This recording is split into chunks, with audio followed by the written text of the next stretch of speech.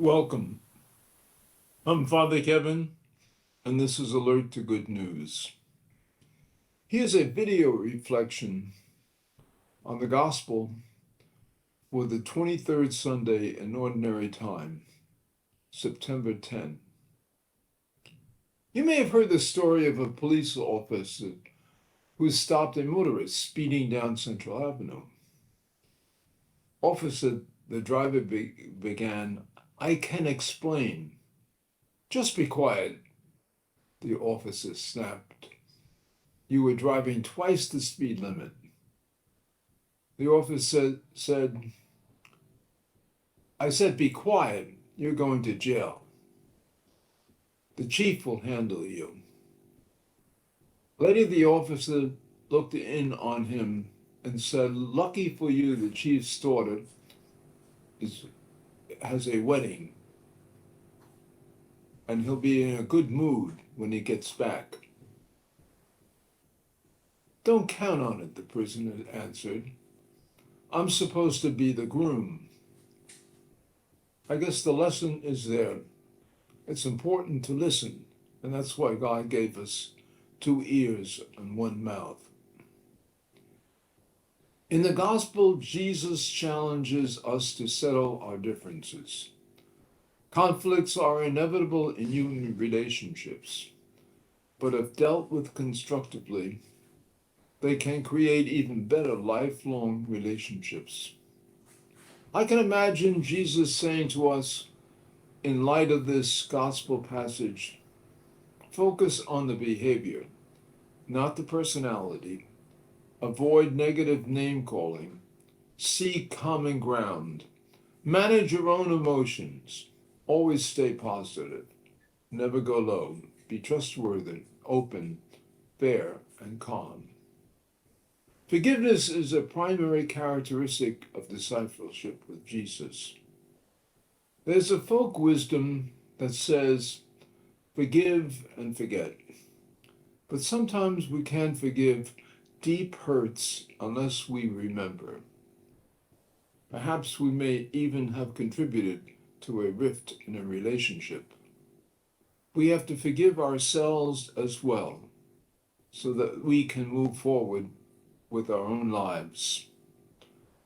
In a favorite book of mine, The Hiding Place, the Dutch author describes how her family hid some Jews from the Nazis during the Second World War.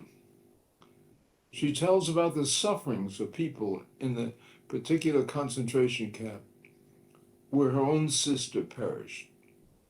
Corrie ten Boom later lectured throughout post-Europe about the need to forgive one another. Following one of her talks, a man came up. She recognized him immediately. He had been a guard at the concentration camp. She wrote about the encounter in her book. The SS guard said, "How grateful I am for your message. To think that, as you say, Christ has forgiven me, for I am truly sorry for what I did." Suddenly memories flooded her mind. The laughing SS, the frightened face of her sister,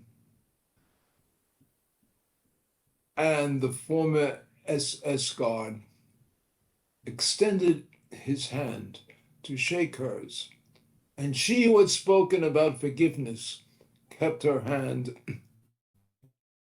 at her side as she began to have angry, vengeful thoughts about this SS guard.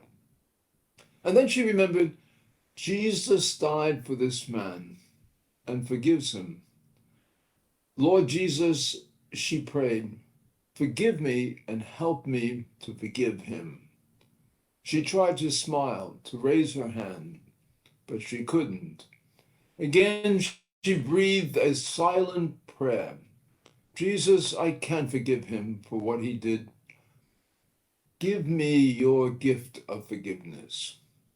And as she took the man's hand, she felt an electric current pass from her into the hand of the SS guard, and she felt a love that almost overwhelmed her. Forgiveness depends not upon her, but upon God's grace. And when Jesus tells us to love our enemies, he gives us the grace to love, to forgive those who are truly sorry for what they did. To forgive as Christ forgives is sometimes impossible to do on our own. But Christ doesn't ask us to forgive on our own. He simply asks that we participate in his gift of forgiveness. God has already forgiven. Forgiveness is possible when we trust in God's grace to bring about healing and reconciliation. God is never satisfied with broken relationships, and neither should we be. As God constantly searches out the lost, so should we. Forgiveness frees us to move forward, to focus on our destiny. And so I pray today that God will give us the grace to participate in his gift of forgiveness, so that we can be at peace with ourselves and one another. May the Lord bless you and keep you, and may you always be alert to good news, and have a blessed day.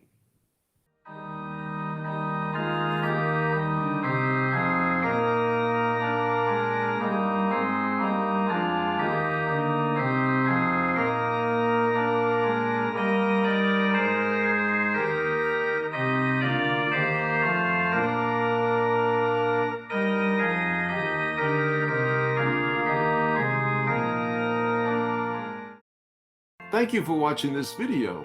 You can see more videos here or simply subscribe by hitting the button below.